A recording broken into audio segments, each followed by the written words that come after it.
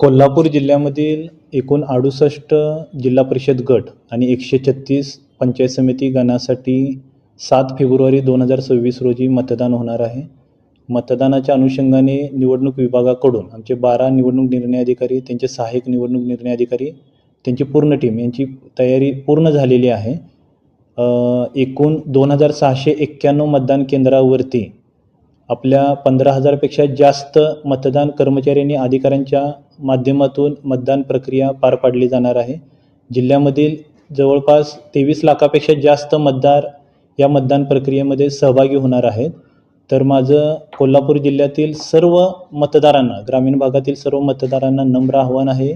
7 February 2026 रोजी सकाळी 7:30 ते सायंकाळी 5:30 या वेळेमध्ये मतदान होणार आहे.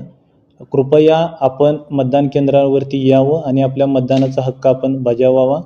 जिल्ह्यामध्ये मतदानाच्या अनुषंगाने मतदारांना माहिती देण्यासाठी जे आपण वोटर स्लिपचं जे वाटप करतो ते जवळपास 97% मतदारांच्या वोटर स्लिपचं वाटप पूर्ण झालेलं आहे आणि त्यावरती मतदान केंद्राची माहितीसुद्धा आपण मतदारांना दिलेली आहे आणि मतदान केंद्रावरती मतदारांना ज्या ॲश्युअर्ड मिनिमम फॅसिलिटी द्याव्या लागतात त्याचीही आपण तयारी केलेली आहे. आणि 7 फेब्रुवारी रोजी मतदानाच्या दिवशी ग्रामीण भागामध्ये सुट्टीसुद्धा निवडणूक विभागामार्फत जाहीर करण्यात आलेली आहे.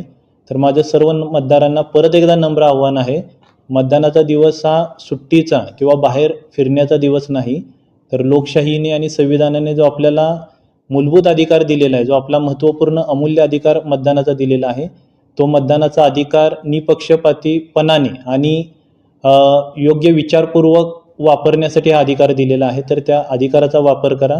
प्रत्येक निवडणुकीमध्ये लोकसभा, विधानसभा, नगरपालिका, महानगरपालिका निवडणुकीमध्ये कोल्हापूर जिल्ह्यामधील मतदानाची टक्केवारी ही आघाडीवरती राहिलेली आहे. तर या निवडणुकीमध्ये सुद्धा आपल्या हायेस्ट मतदानाच्या टक्केवारीचा रेकॉर्ड तसाच ठेवूया आणि सर्वांनी 100% मतदारांनी मतदान केंद्रावरती येऊन मतदान प्रक्रियेमध्ये सहभागी होऊन लोकशाही सुदृढ होण्यासाठी सहभागी होऊया, ही एक विनंती मी सर्वांना करतो. आणि सर्व निवडणूक यंत्रणा ही निवडणूक प्रक्रिया निष्पक्ष वातावरणात, पारदर्शक वातावरणात आणि मतदारांना चांगला अनुभव देण्याच्या अनुषंगाने, काम करण्याच्या अनुषंगाने सज्ज झालेली आहे. मतदारांनी सुद्धा समोर यावं. धन्यवाद.